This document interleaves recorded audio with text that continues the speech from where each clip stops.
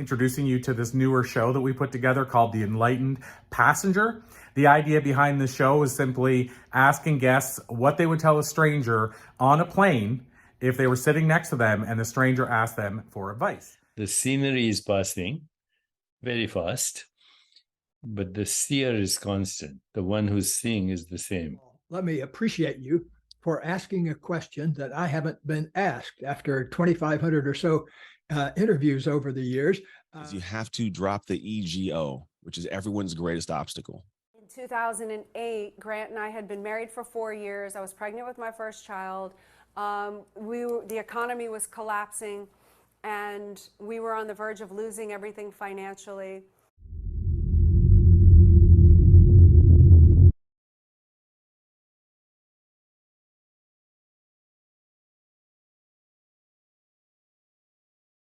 So I'm so excited to be back today. I'm excited to be here with Neale Donald Walsch. And Neale, I'm going to go reverse order. Usually I build up to this question, but I'm going to ask you the big question first. This question I call the passenger question, which is simply this: if you were sitting beside a stranger on a plane and they leaned over and said, "Hey, I'm just starting my journey. What advice you got for me?" My question out of that is, what advice do you think you might share with them based on what you've learned in the years since? Corey, I would say to that person, your life is not about you. Your life is about everyone whose life you touch and the way in which you touch it. And to the degree that you really understand that your life is not about you, not in the direct sense that we understand the words, but that it really is about those people that you come in contact with in your life and how you interact with them. That's what your life is about. At the end of your life, you will realize that's what's so. Somewhere between 70 and 90. If you live that long, you'll wake up in a cold sweat one morning and realize, oh my gosh, why was I being the way I was being? Or why did I even say what I said to that person back when I was 27 or 33 or 42? So I've learned far too late in the game, frankly, for me, but at least late enough that I could share it with others. The most important message. And I want to let you know that I didn't make this up in my mind. I really asked the God of my understanding, if there was one important thing you want me to know, what would it be? And she was very clear. She said, Neale, sweetheart, it's very simple. Your life has nothing to do with you. It's about everyone whose life you touch and the way in which you touch it. I know I've said that now 3 times, but I wanted to make sure that my passenger in the seat next to me really got the message.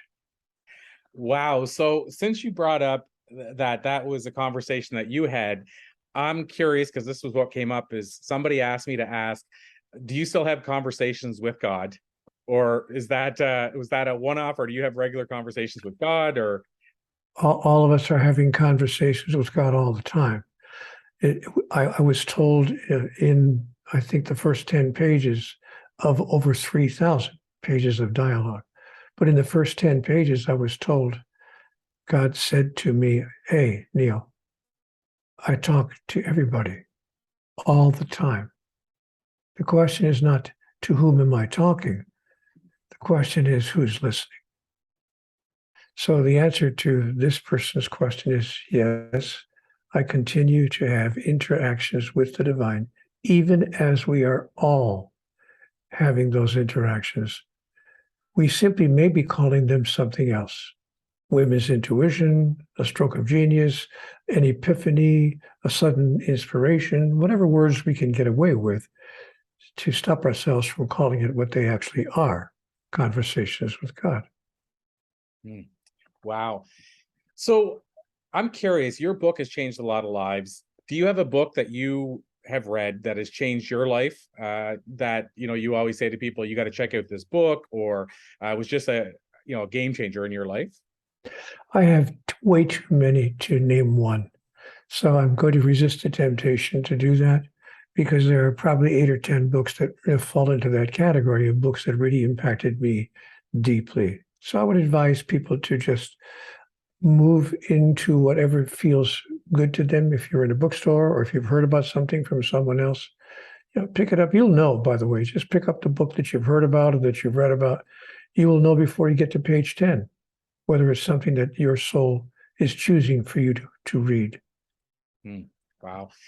I have another question similar to the passenger one, but I wouldn't say it's the same. And I'll explain why I think it's different, Neale. But I call it the time machine question, which it's as simple as it sounds. If you could jump into a time machine, go back and talk to your younger self and give him some life advice, what do you think you might tell him? And the reason I think this is different is because, of course, on the plane, it's a stranger. You might tell yourself something different than you might tell a stranger you just met. So I'm curious, what do you think you might tell your younger self, and or would it be the same as what you would tell that stranger? No, well, probably not. I would say what I said to the stranger, but I think the first thing I would say to my younger self is, Neale, there's enough. There's enough time. There's enough love. There's enough money. There's enough power and popularity. There's enough of everything you imagine you need to be happy to go around. There's enough to go around. Stop the incessant striving to gather that which you think there's not enough of. There's enough.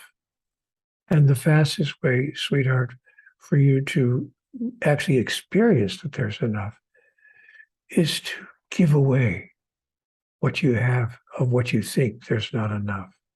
That's what I would say to my 23-year-old or my 25-year-old or my 34-year-old self. I would say, stop the rat race, because even if you win the rat race, you're still a rat.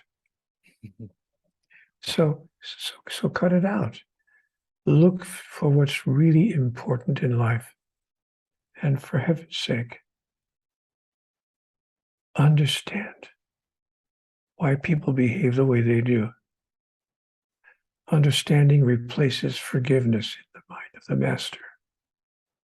So understand why people say what they say and do what they do, rather than try to make them wrong or make yourself right. And if you do those two things, you'll make your 20s, 30s, and 40s a whole lot better the next time through than you did this time through. So somebody asked, I wish, Corey, I wish someone had asked me that question when I was 20, 30, or 40. But my father used to say to me, son, so old, so soon, so smart, so late.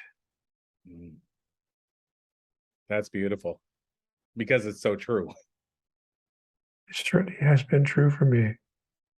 And one of the things that somebody asked me, I had some interviews today, like I said, and I put it out there. Hey, what questions do people have? One question somebody asked me is about mistakes, setbacks, things that happen in your life.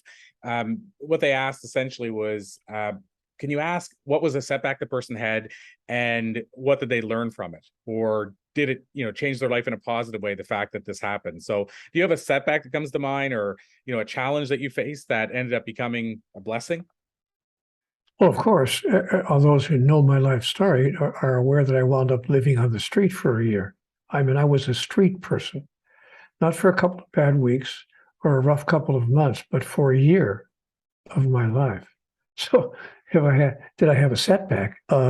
Yeah. And how that happened, Corey, was, to make a long story even longer. My marriage fell apart. Three days later, I lost my job. I was downsized. I wasn't let go because I wasn't doing well. But the guy said, hey, we need to cut some staff, and you're last in, first out. I had no seniority. So I lost my relationship and I lost my job within 3 or 4 days. And then, to make matters worse, in the same 10-day period, 5 days later, I'm driving along trying to find a job, going to a job interview, and some older gentleman turned in front of me and crashed into my car. Not a little fender bender, but a major automobile accident, such that it broke my neck. And I heard it break when the car hit. I heard. And I thought, oh, that's not good.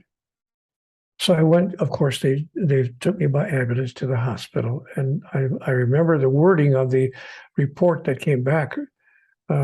Specifically, I never forget the wording as long as I live. It said that I had suffered a 3/4 inch a Walschen fracture of the 7 cervical vertebrae posteriorly. That's not a hairline fracture, Corey. That's a break in your neck big enough to put a pencil through. And what the doctor said to me when I woke up, he said, man, you got to know, I've been doing this kind of work for a long time. 98% of the people who suffer that kind of a break in their neck die instantly because of spinal cord complications and nerve complications. And if they don't die, at the very least, they're paralyzed. You've been spared both outcomes. He said, my friend, you're 1 in a million. What are you going to do with the rest of your life? Because you've been given a gift. But I wound up spending the next year on the street because I couldn't work anywhere. They put a Philadelphia collar on me, and which is a device that holds your head up, because they said, imagine a basketball being held on the head of a pin. There's nothing, no support for your head, so I had to wear this device.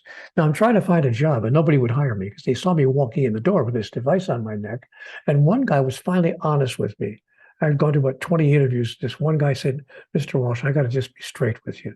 As long as you're wearing that therapeutic device, there's nobody going to hire you.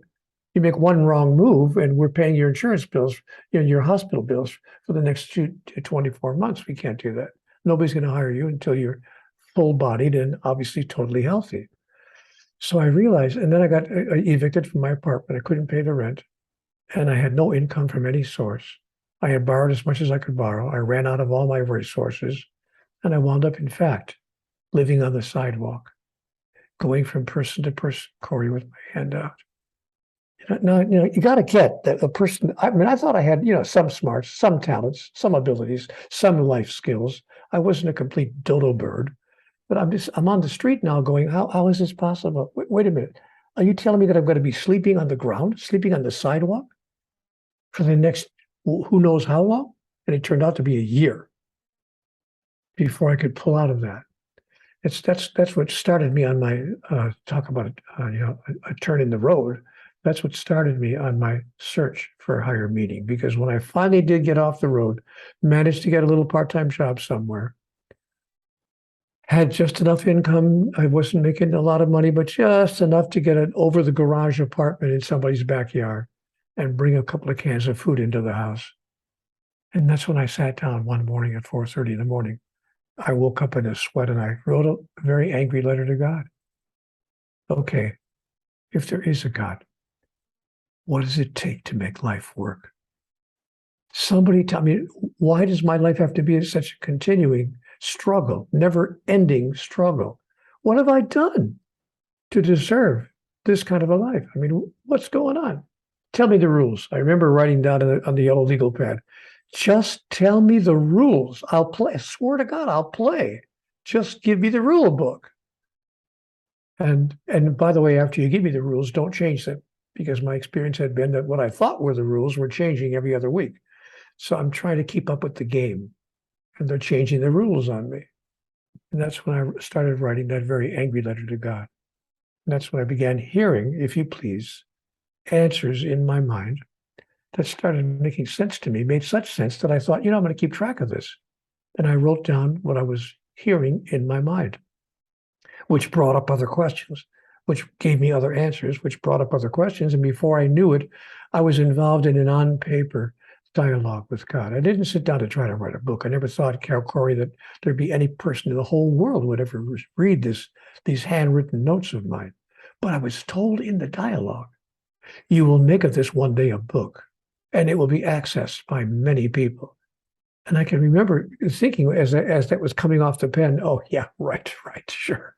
I'm going to send my middle of the night mental meanderings, my handwritten notes to a publisher who's going to say, stop the presses. I got a guy here who's talking to God. It's not going to happen. Of course. But I thought, now I got you. Now I got you, because that's measurable. Everything else I was being told, if you please, was conceptual, theoretical in nature. Could be, could not be, who would know? But here was a statement of fact. This will make a book, and it will be accessed by many people. So I thought, well, we'll see about that. And I actually did send my notes to a publisher. By golly, they actually published the book. I called it Conversations with God, and it sold 3 or 4 copies, or maybe 15 copies, or maybe 15 million copies in 37 languages. Not bragging, just saying. Wow. So this gives me a full circle. Just as we start bringing things to a close, it gives me a full circle to my time machine question. Because I was going to ask you earlier, would you get in the time machine and go back and give that advice, knowing that it could change and alter everything? But clearly, if you went back and gave that advice, maybe this book that's impacted millions of lives never would have happened. Exactly. And so I've learned from that. Corey, you've nailed it, because what I've learned from that is no matter what happens in your life, what you call good or what you call bad, what you call welcome or what you call unwelcome, all of the events of your life lead you step by step into the next perfect experience that can produce what you came here to produce, which was your own spiritual evolution, what I call the agenda of the soul. So yes, if not this, then not that. If not this, then not that. If not for the year on the street, then not any of those books. You're perfectly right. And I've learned to see that not only about my year on the street, but all of the experiences of my life, the good ones and the so-called bad ones. My failed marriages, and also the successes I had in my life, which I also experienced as well. I was one of the top-rated radio talk show hosts in my market, in the market I was broadcasting in. So I had my share of successes as well. But boy, you're right. Not a bad event in my life. And so I say, thank you, God. And that's what I would share as well to anybody sitting next to me on a plane.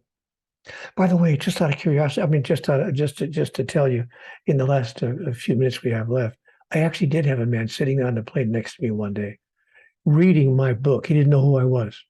The plane had taken off, and he reached into his bag and grabbed a couple of things, and out came a copy of my book. And I saw him, and I thought, wow, this is too good to be true. He clearly doesn't recognize me. So I said to him, well, what do you think? You enjoying that? This looks like an interesting book. You enjoying that? He looked at me and he said, and I'm not making this up, he had a little tear in his eye. He said, Mister, this book has changed my life. I said, wow, thank you for telling me that.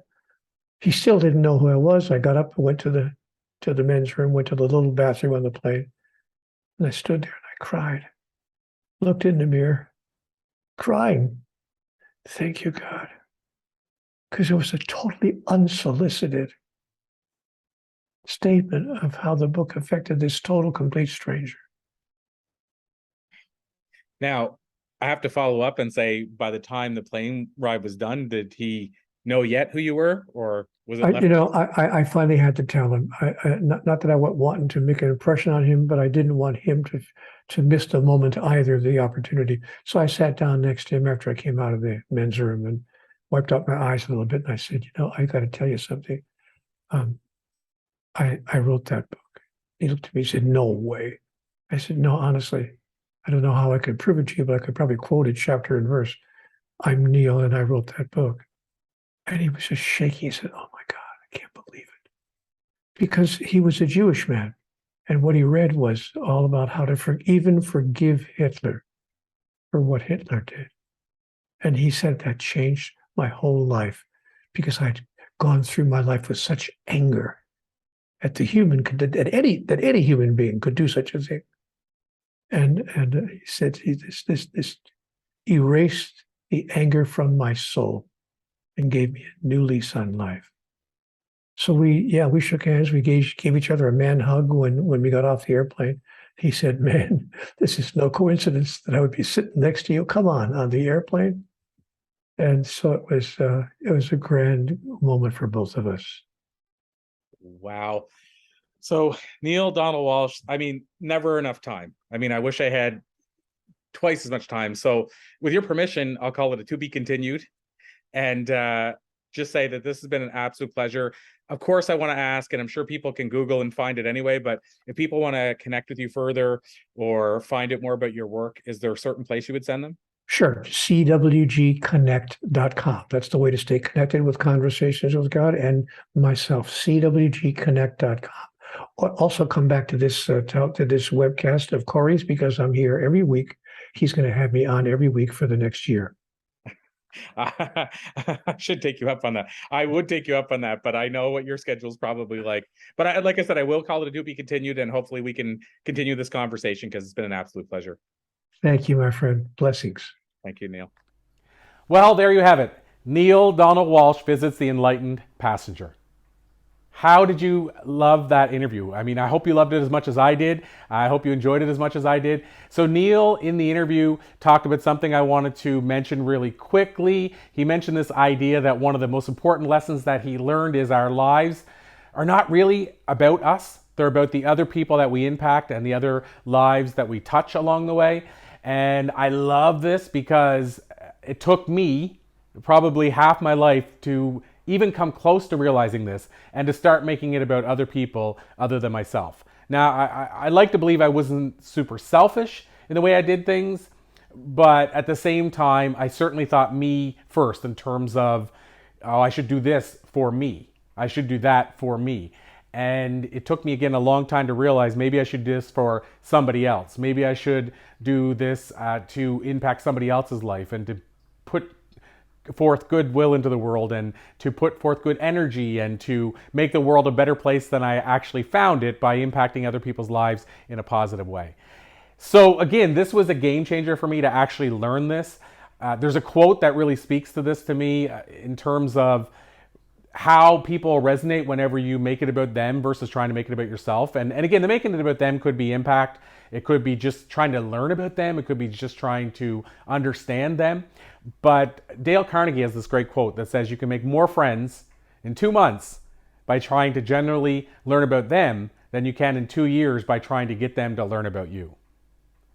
And so I've learned, as Neale Donald Walsch shares in this interview, that life truly is about the other person, making it about somebody else, trying to help somebody else in their life, trying to create impact for somebody else, so that maybe as a ripple, they can go on and create impact for yet again somebody else. And maybe we can make the world a better place overall. Hey everybody, Corey Poirier here. Thanks so much for checking out the latest episode of The Enlightened Passenger. And I want to thank you by giving you a gift. So if you can head over to peopleonplanes.com, again, peopleonplanes.com today, you can actually grab a copy of my Top 10 Insights Guide.